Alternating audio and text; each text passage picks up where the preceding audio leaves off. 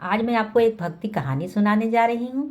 एक व्यक्ति पाकिस्तान में 5 लाख रुपए का रूहानी इत्र लेकर आए थे, क्योंकि उन्होंने संत श्री हरिदास जी महाराज और के बिहारी के बारे में सुना हुआ था।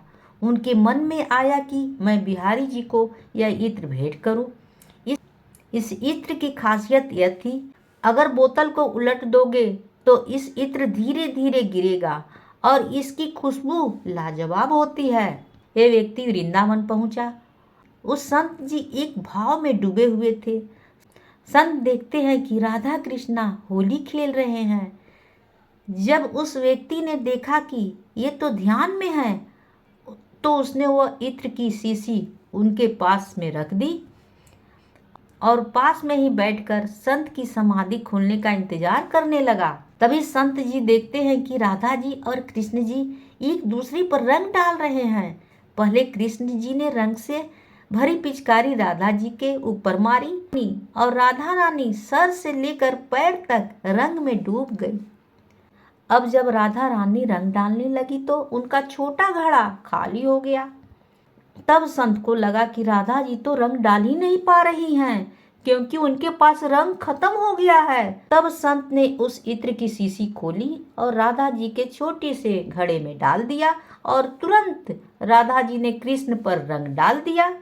हरिदास जी ने सांसारिक दृष्टि में वो इत्र भले ही रेत पर डाला, लेकिन आध्यात्मिक दृष्टि में वो राधा रानी के छोटे घड़े में ही रखा।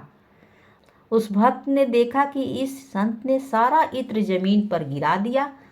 उसने सोचा, मैं इतने दूर से इतना महंगा इत्र लेकर आया था, पर उन्होंने तो इसे बिना देखे ही सारा का सारा इत्र रेत पर गिरा दिया।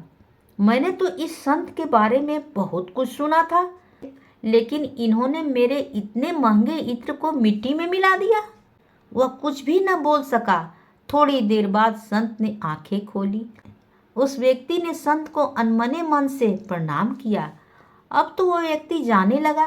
तभी संत ने कहा, आप अंदर जाकर बिहारी जी की दर्शन कर लीजिए। उस व्यक्ति ने सोचा कि अब दर्शन करे या न करे, क्या लाभ। इस संत के बारे में जितना सुना था सब इसका उल्टा हो गया। फिर भी चलो, चलते समय दर्शन कर लेता हूँ, क्या पता अब कभी आना हो या न हो।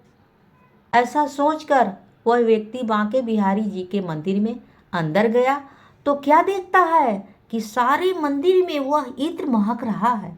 और जब उसने बिहारी जी को देखा तो उसे बड़ा आश्चर्य हुआ। बिहारी जी सिर से लेकर पैर तक इत्र से नहाए हुए थे। उसकी आंख में प्रेम के आंसू बहने लगे और वह सारी लीला समझ गया। तुरंत बाहर आकर संत के चरणों में गिर पड़ा और उन्हें बारंबार प्रणाम करने लगा और कहता, संत जी मुझे माफ कर दीजिए, मैंने आप पर अविश्वास दिखाया। संत ने उसे माफ कर दिया और कहा कि भैया, तुम भगवान को भी सांसारिक दृष्टि से देखते हो, लेकिन मैं संसार को भी आध्यात्मिक दृष्टि से देखता हूँ। बोलिए बांके बिहारी लाल जी की जय। कहानी होती है समाप्त।